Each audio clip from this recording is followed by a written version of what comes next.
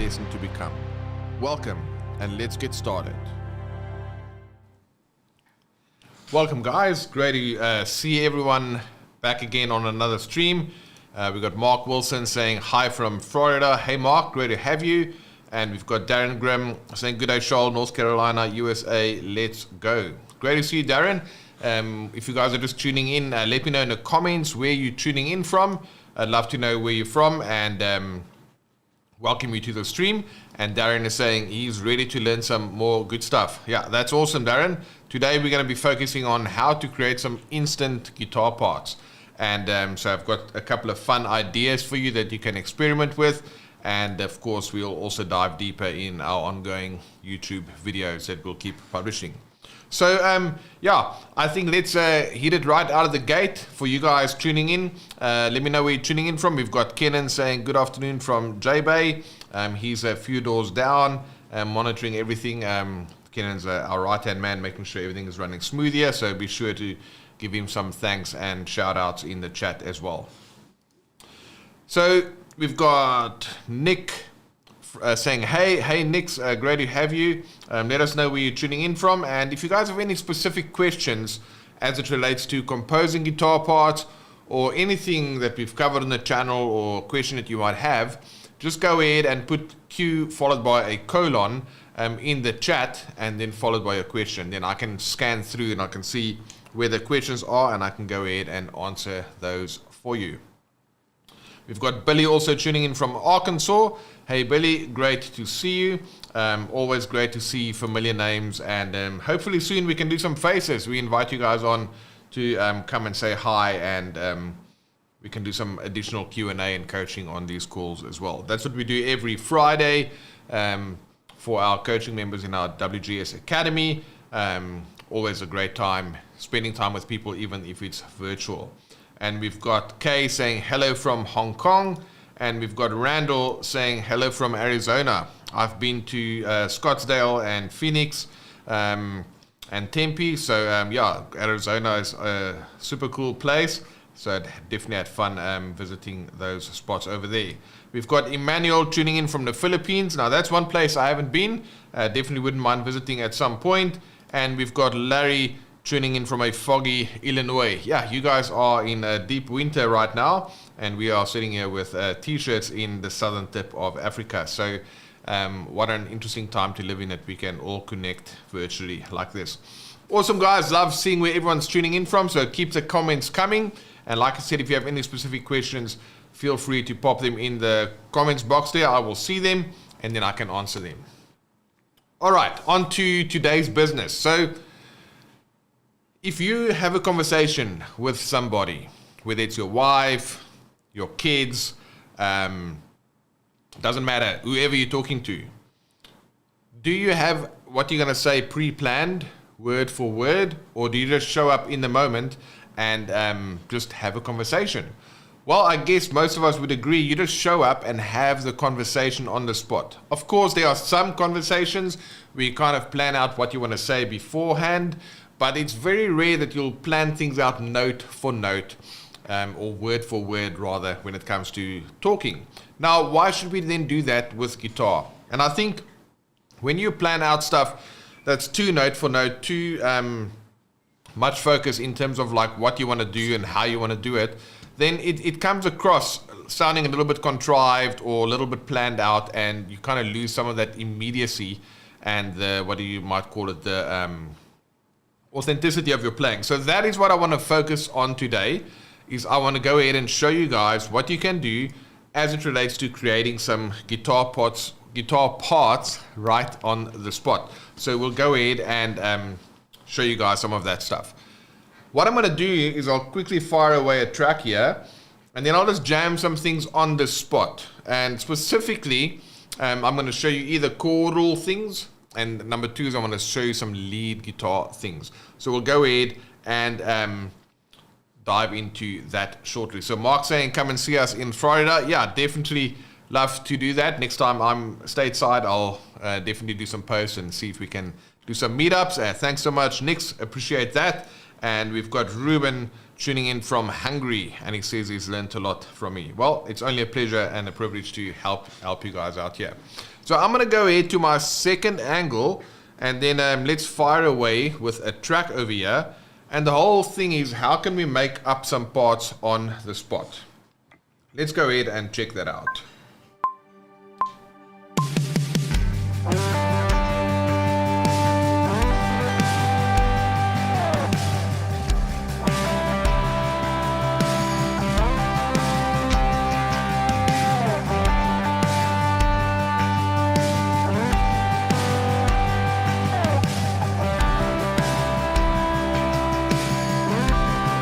Let's do some lead parts.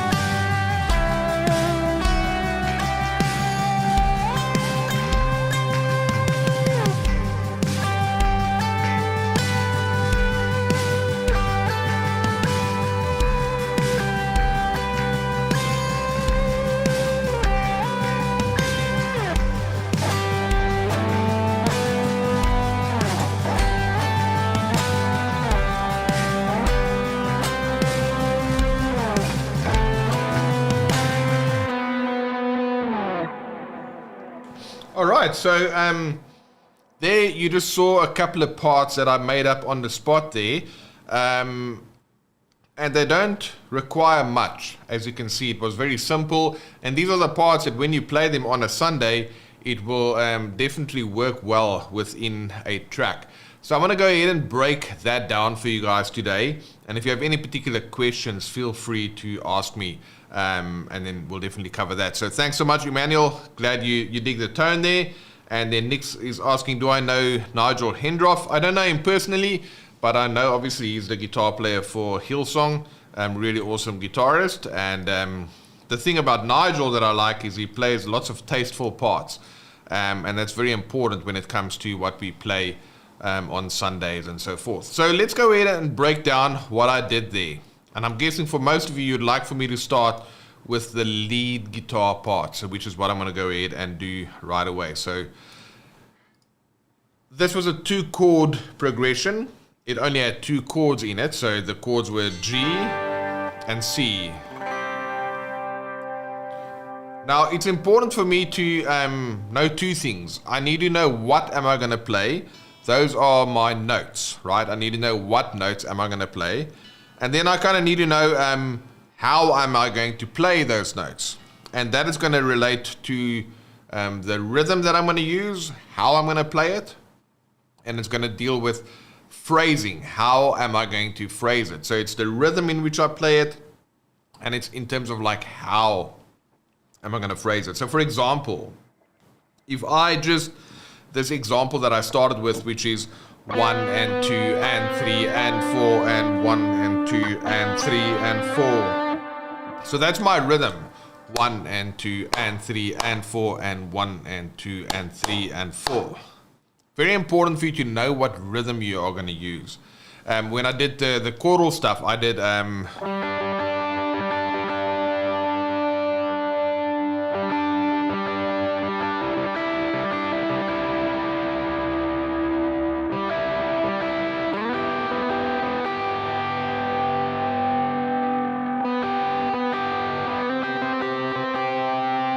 So can you see there's a repetitive rhythm that I'm using? So that is one thing that will help you to come up with guitar parts on the spot. It's just to know a few rhythms that work well.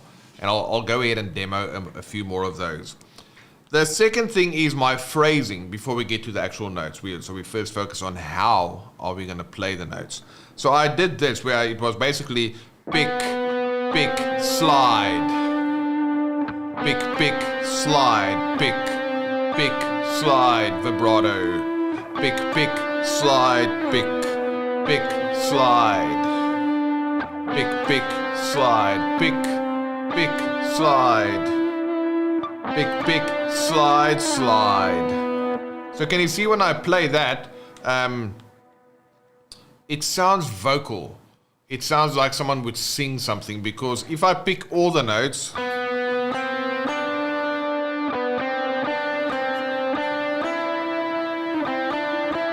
it sounds a little bit too monotonous, whereas, or not monotonous, but it's all the same. And when you pick a note,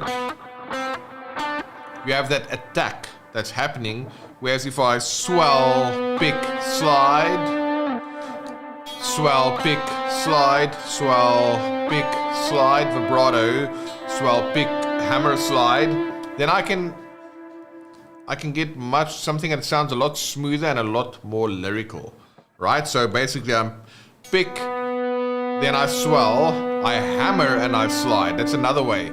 So pick, hammer, slide, pick, hammer, slide, swell, hammer, slide, swell, hammer, slide, swell, hammer, hammer, swell, hammer, hammer, swell, hammer, slide, swell, hammer, slide.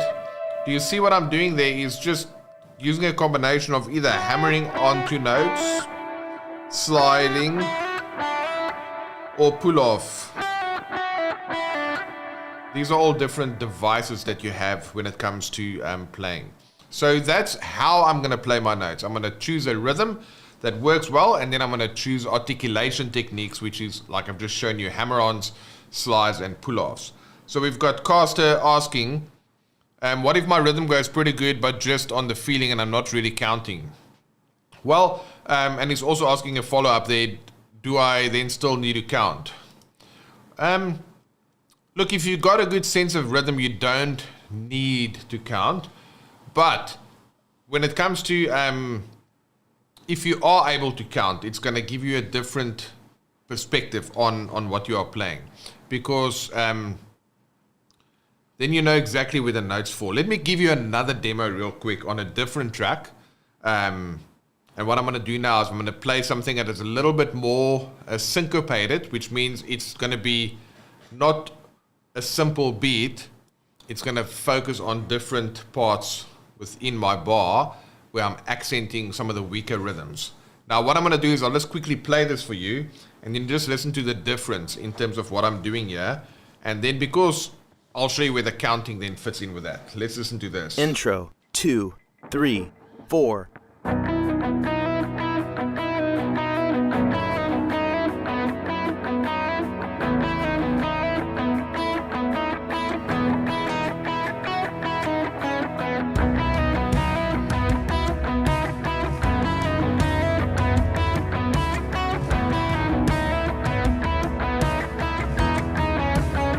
Or this.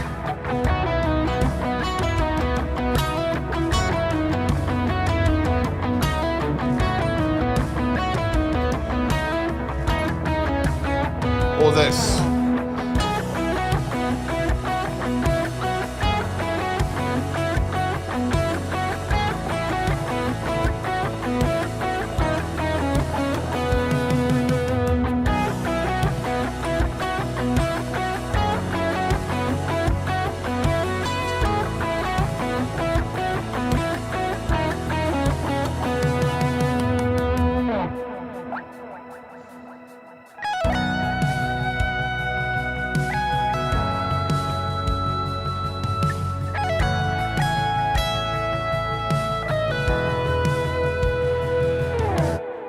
So the rhythms that I used there was very syncopated, right?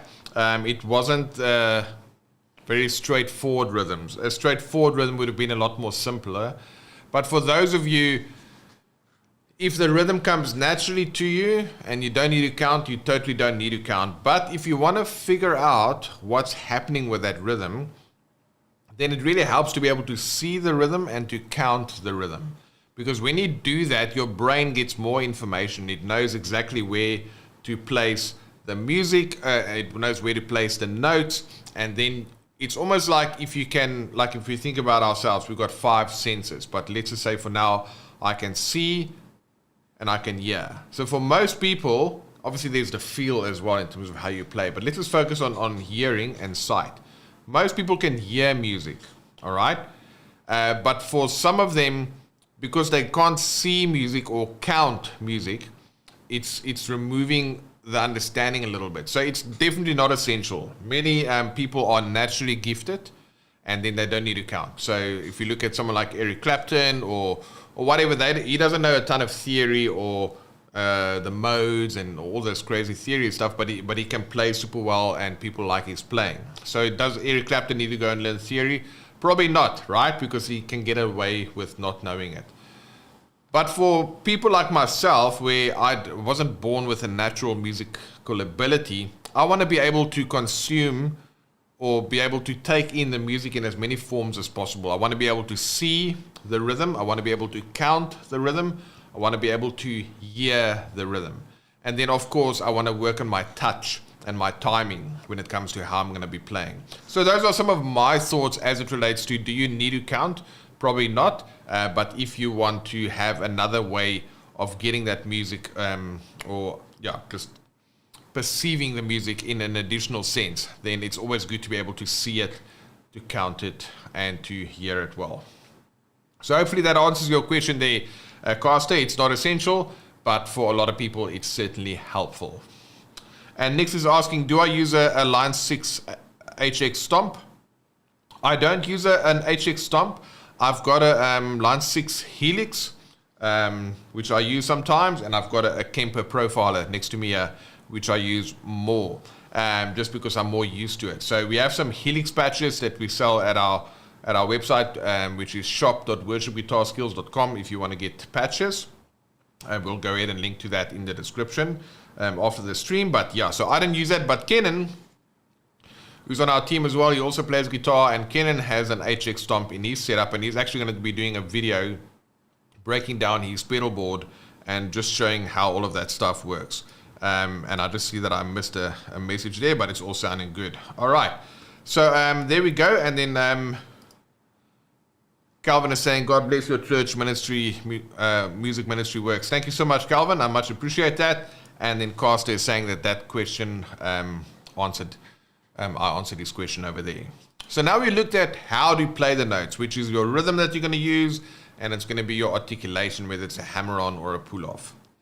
Let's quickly look at what notes I played, and I just want to show you a cool thing over here. And for this, I'll go to the iPad, which is over here, and what I'm going to do is I'm just going to show you what's going on here. So let's go over here.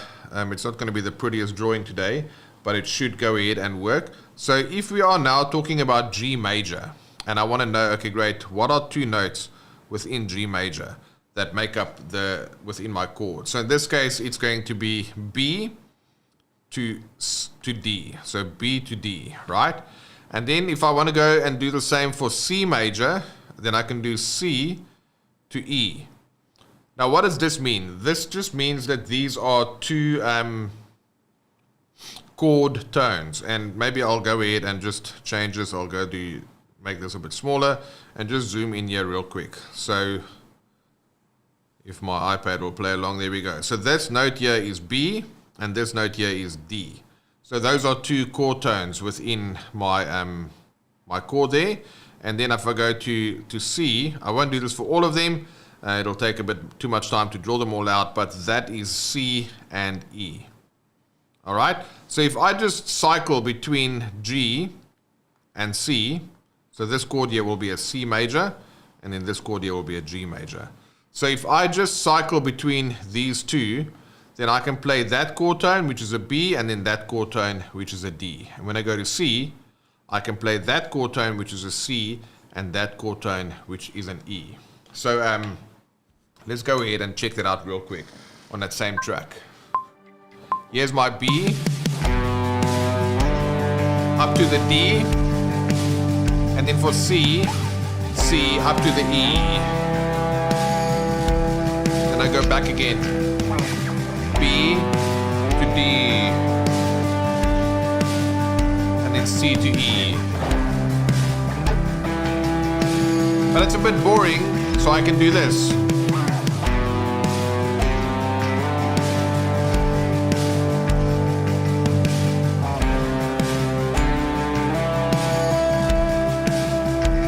Or over here.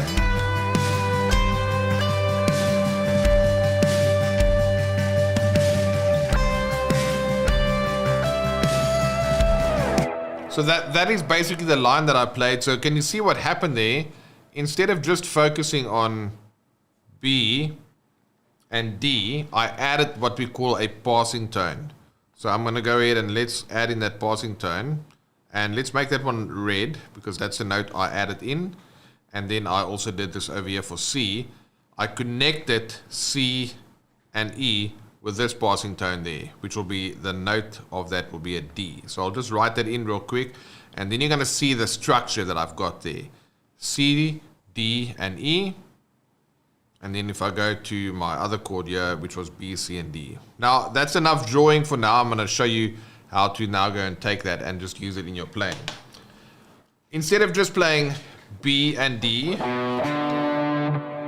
over E, over the G chord, and instead of just playing C to E over the C chord, I'm adding in this thing that's known as a passing tone. B, C, D, B, C, D, and then I've got C, D, E, C, D, E. So can you see my structure was just to choose a chord tone and another chord tone and then combine them with a note in the middle.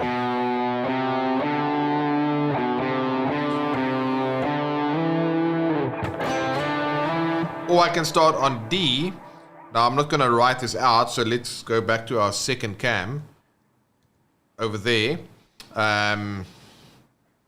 Basically what's going on there is I can start on B, B, C, D, B, C, D, or I can start on D, D, F sharp, G, D, F sharp, G, because I'm going from D to G, and I've got F sharp as a passing tone. Or I can start on G, which is going to go to B, and then it'll be connected with the A. And that's the gist of the what I'm going to play. If you know your triads, here we have G, B, and C. And then, of course, again, G.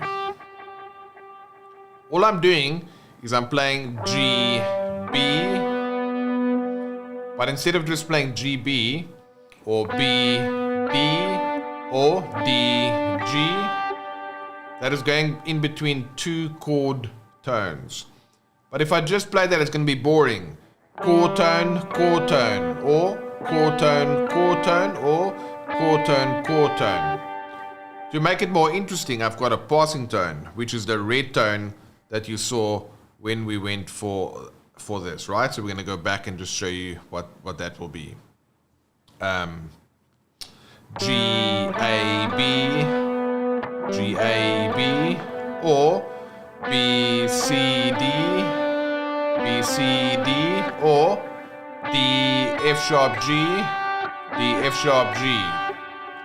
So can you see when I just add in that passing tone together with the rhythm and the articulation I've shown you, that kind of gives you a good understanding of what notes that you can use that you know are going to sound good. So Caster is asking, how do you know which passing tone fits good or best for the specific chord? Well, in this case, I'm literally, if I go back to my iPad and if we go to G over there, I'm literally just playing the note in between. Because in my scale, I'm only going to have three chord tones, and then the other three are going to be passing tones. So I'm literally just playing, if this was my triad, I'm going chord tone, passing tone, chord tone, or chord tone, passing tone, chord tone, or chord tone, passing tone, chord tone, or I can go chord tone, passing tone, chord tone. So you're literally just connecting two different chord tones with a note in between. If I were to do this on one string, G, B, D, G. That's the same as. But now, instead of playing or, all of those are chord tones. They're all safe tones. So I'm instead going to connect them with a passing tone, which is just like a stepping stone in between. So if these are my two chord tones, I'm just going to put that note in there. And the same as this. If this is my two chord tones, I'm just going to go. And if these are my two chord tones, I'm just going to go and just do a note in between. So it can literally be any note in between. And in this case, it's passing tones. Or I can go or.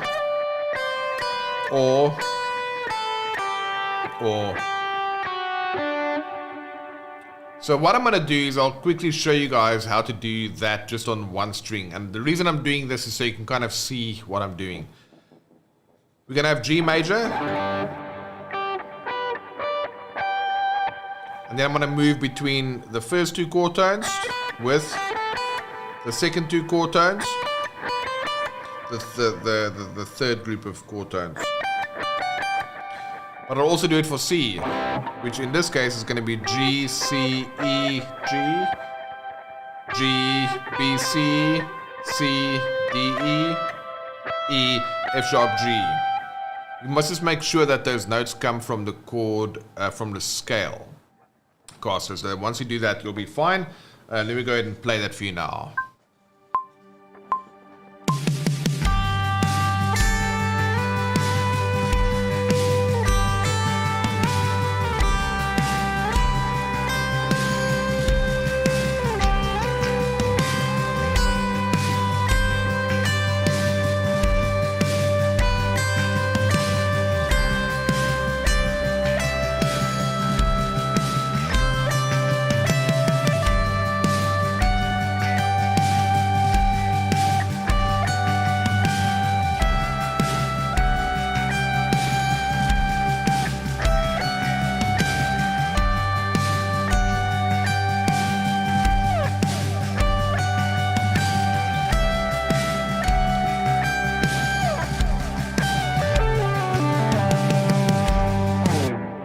So that is the gist of it. You take your triad,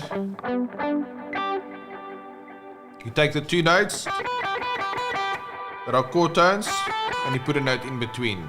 Two chord tones.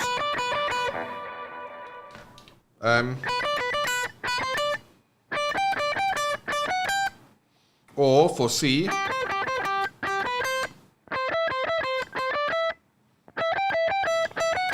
and that's all it is. You just need to know what your chord tones are, and then from there you can go ahead and connect them with notes within the scale. So just remember that when you are playing over a chord, you are going to have 3 chord tones, and you're going to have 4 non-chord tones if you use a 7-note scale. And that's all I did over there. Focus on the chord tones and then join them with other notes. Let's answer a few more questions over here. Nick's asking, do I play the electric guitar through plugins? Not at the moment, because I'm just using my Kemper that's next to me over here. There are some nice plugins, and I've got the Line 6 native plugin that I can use in Logic if I wanted to just plug it in and then use that. It's something I've got, but I just don't use it often. But you can get some amazing sounds out of plugins these days, that is for sure. And Darren says, yes, he's planning to check out the Helix patches for his Helix LT. Awesome. Love the Helix emoji there. Yeah, the Line 6, they make amazing stuff. I remember like 20 years ago when they first came out with the Line 6, the pod, that bean-shaped one. Actually buying that many, many years ago. And that was basically the first proper modeler that I know of. So they've certainly come a long way to with their modeling and so forth. So between Line 6 and Kemper, lots of great stuff. But like Nick is saying, depending on your scenario, you could use plugins as well. It's nice when you're in the studio and you want to use it and just record a clean sound, and then afterwards you can fiddle with your plugin, with your delay settings and all that kind of stuff, which is pretty cool. but it's not so practical when you're going to go and play live, because you ideally need a computer. So that's why I kind of like the Kempo, because it's literally just a plug and play solution for me over there. All right. Nick saying he loves his Line 6 Helix. Yeah, the customization that you have with the effects and the quality of that is amazing. And the other cool thing about both the Line 6 Helix and, say, the Kempo, I don't really know the other platforms because I don't use them that often.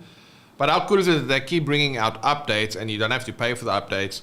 They just update the firmware and then you get new cabs and new effects and new all that kind of stuff. So for me, what was great about the multi-effects units like a Kempo or a Line 6, it just got rid of all my gas. We call that gear acquisition syndrome.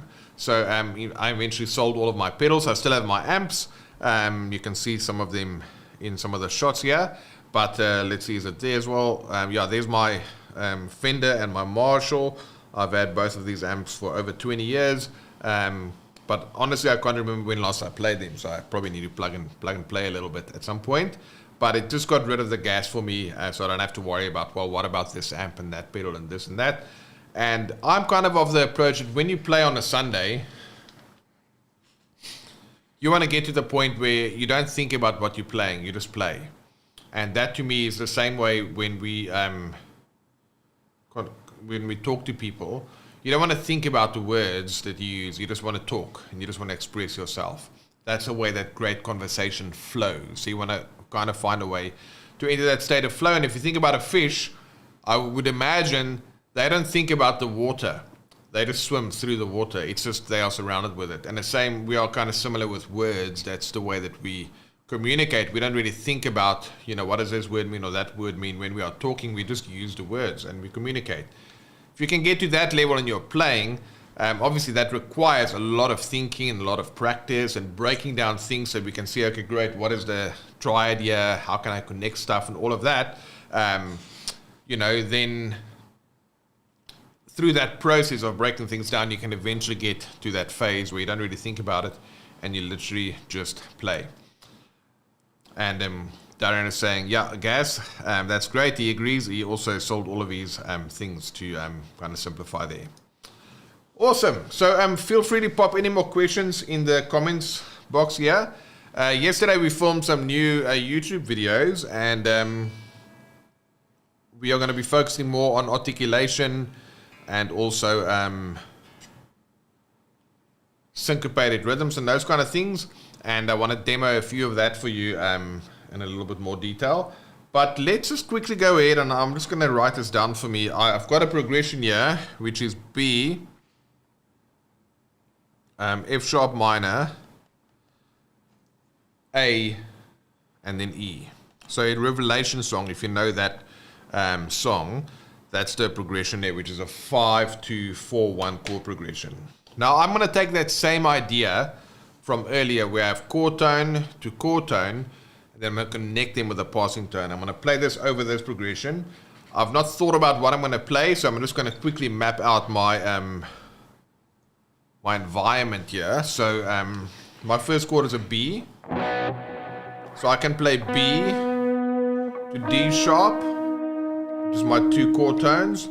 Then I can play A to C sharp for the F sharp minor. Then A to C sharp. The same two notes work over A major. And then G sharp to B. What I'm going to do the first time is I'm just going to play chord tone, chord tone, chord tone, chord tone, chord tone, chord tone, chord tone, chord tone. Then the second time I'm going to go chord tone, passing tone, chord tone, chord tone, passing tone, chord tone, chord tone, passing tone, chord tone, chord tone, passing tone, chord tone. So let's listen to that, and we'll start it down here, then I'll go up the neck, and I'll go up the neck one more time. And I'm just going to use that exact concept I showed you earlier, which is this chord tone with a passing tone and then another chord tone. Now I don't have this written out for you, but I'm going to go ahead and show that. Afterwards we'll answer a few more questions. So let's go ahead, check out this Revelation song. Intro, 2, 3, just chord tones. 4.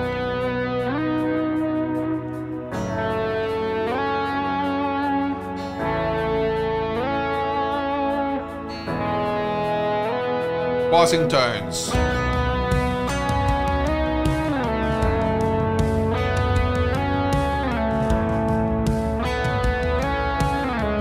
One more time.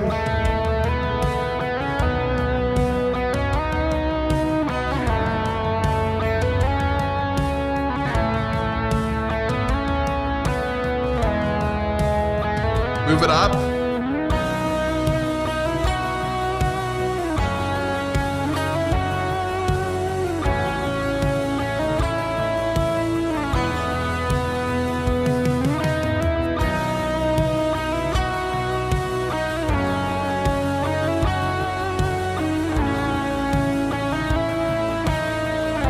Move it up again.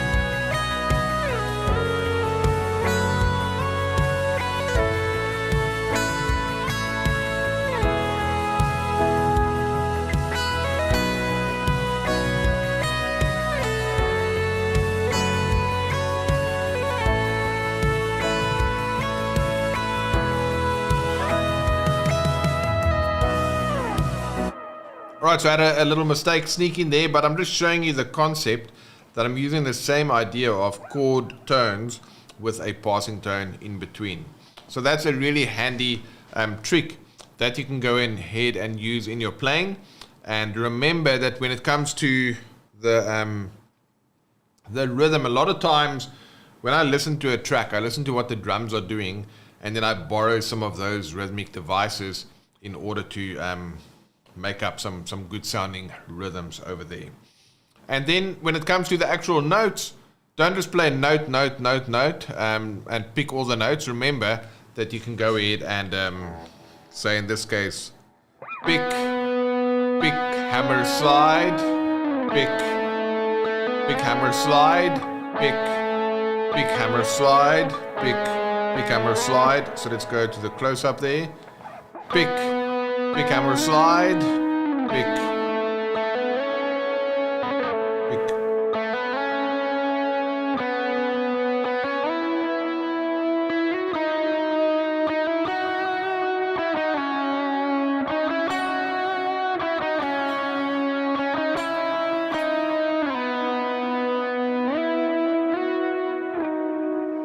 And that is how you can use a combination of chord tones with some hammer-ons and slides and all those kind of fun stuff in order to get some cool sounding guitar parts. So Carl is asking, I have a very small budget. Do you have some tips on how I can get some good stuff that's not very expensive? Yeah, so it really depends, number one, obviously on your budget. I know that there, I forget the name of the pedals now, but there are some very budget-friendly pedals around. That you can buy and put them into your signal chain. The main thing to consider is twofold. Number one, of course, if you have your budget, you have your budget, and it's good to have a budget and to stick to that. The one thing just that I might just recommend that you consider is if you go the pedals route, there are some budget-friendly pedals, but then you're also going to need a good amp.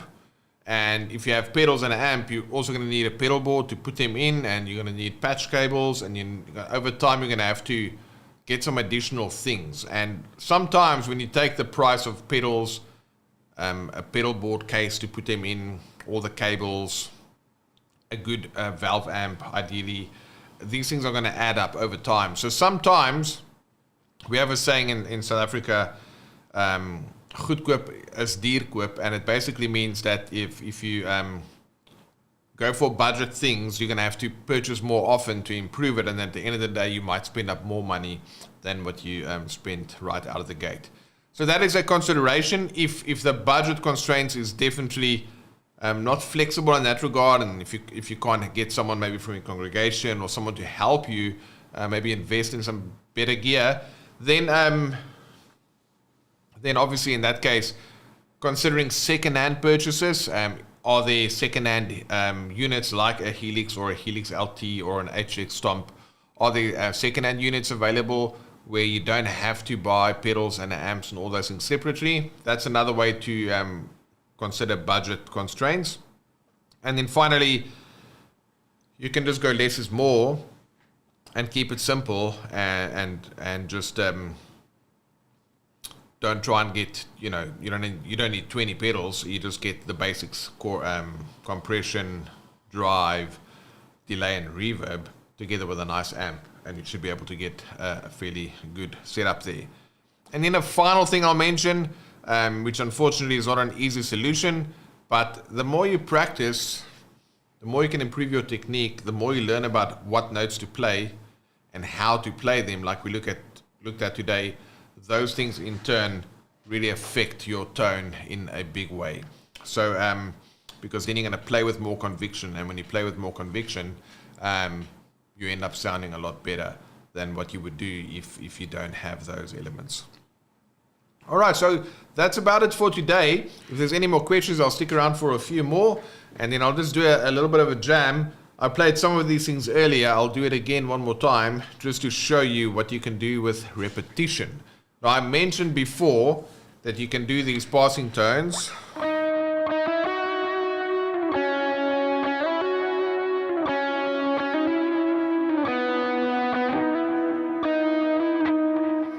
Like we looked at. But something else that is super cool is, instead of changing the actual chord tones every time your chord changes, there are some of these pockets of notes that exist on the guitar that you can just go ahead and play over and over with repetition and get some really cool sounding stuff. I'm going to demo it for you in 1, 2, 3, say 4 areas, and then you wouldn't play all these 4 examples right after each other, but I just want to show you the power of repetition, the power of good rhythm, and the power of phrasing as it relates to the kind of articulation that you can use to not just focus on what you are playing, but really focusing on how you are playing. So I'm going to go ahead and jam us out with this one. If there's any last questions, feel free to pop them in the comments box while I play this, and then we'll take it from there. Here we go. Intro, 2, 3, 4.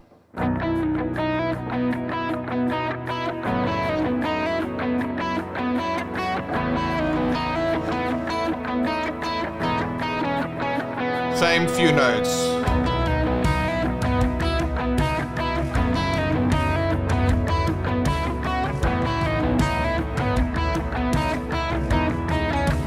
Or I can go up here.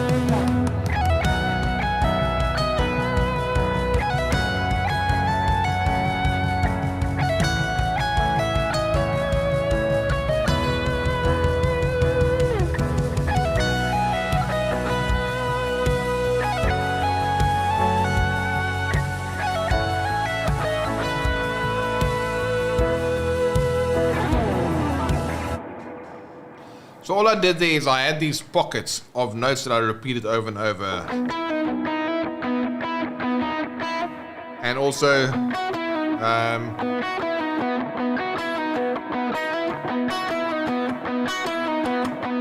Or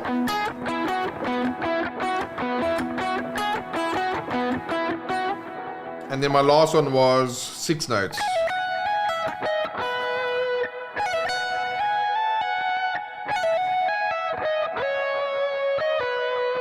So that is through the power of repetition that I can play the same thing over and over without actually having to play new notes. That is what we'll be covering in our upcoming video. So if you're not already subscribed to our channel, make sure you subscribe, hit that bell icon, and you'll get notification when that video gets released next week. So a couple of final questions as we wrap. Darren saying, thanks, Joel. Always a pleasure learning from you. God bless you and yours, and have a great weekend. Thanks so much, Darren. Same to you. Much appreciated. We've got Johnny asking, what budget amp would I recommend for a beginner? We've got a nice answer here from Darren, which is, he says, check out the Fender Frontman amp. I haven't bought a new amp in a long time, and my go-to answer was always a Fender Blues Junior, but it's going to be similar to the Fender Frontman amp. What I like about the Fender is it's a nice fat tone. You can get a nice clean tone, and if you have a nice drive pedal, you can get some good sounds out of that. And look for second-hand amps, because I'm pretty sure that you'll be able to pick up a good deal, since so many people have transitioned to Kempers and Quad Cortex and Helix and all these kind of good stuff. So hopefully that helps with the Fender Frontman or a Blues Junior. And then Tim Joseph saying, nice groove. Thanks so much. And then looks like our final question for the day, Caster is asking, do I have any tips to learn all the scales? Yes. When it comes to scales, you only have 7 notes. So there's really, if I take my reverb and my delay off, and if we play in the key of G, I go, yeah, then I'm going to have that E shape, and then I'm going to have my D shape, and then a C shape, and an A shape, and then a G shape. So that's called the caged system. It's a great way to learn all 5 of the shapes of the scale across the neck. But what I would really recommend is focusing time on learning the difference between chord tones and non-chord tones, because that way, even if you don't know scales, but you know where to find the notes that make up the chord, you'll be able to come up with all the proper note choices. We've got a video on our channel. There's one called the fretboard puzzle, and there's another one about, I forget now what it's called, but something to do with melodies and scales. So much better to learn the triads to give you the chord tones, and then see how you can add additional notes to that, as opposed to learning a 7-note scale patterns, but then not knowing which notes belong to the chord and which don't. So we have many videos on the channel discussing all of that, so feel free to go ahead and check those out. Thanks so much for everyone tuning in today. It's been great to hang out with you guys. And Tim Joseph's asking, do you write with a band live, or do you use drum grooves and bass to compose? Basically, I have a bunch of tracks. We also have these track packs available for sale at our website at worshipguitarskills.com. But so I'll put on these tracks, and then I'll just jam until I find cool things, and then I'll kind of deconstruct and see, well, why did that sound nice, or what is this and that. So I like to jam with tracks. And then also when we play on Sundays, sometimes things come out of nowhere that I wouldn't have thought about, because I'm just kind of playing in the moment. And then if I do something there, then I'll kind of remember it, like this kind of thing that I play so often. That was just something that came out of nowhere on a Sunday. So I'll either do that stuff live, but in the moment, to kind of see what parts I can come up with over there. So that's kind of part of my process. I'll break some of that more down for us in future. And Larry Simone is saying, perfect lesson for me today. Thanks. I'm happy to hear that, Larry. That's awesome. Carson is saying, thank you very much. Have a good day. And Randall Cox, hey Randall, saying thank you. Well, guys, it's been a blast hanging out with you all today. I pray God's richest blessing over you, and that you'll live a life filled with wisdom and favor, and hearing his voice every day and having the courage to follow through and do what he tells you. So thanks so much for tuning in. Always great spending time. If you need anything, you can check out our channel. We've got links in our descriptions if you want to check out additional things, or visit worshipguitarskills.com. And if there's anything that we can do to help you, please don't hesitate to reach out. All right, guys, that's it for today. Much love. Have a great one, and we'll chat soon. Take it easy.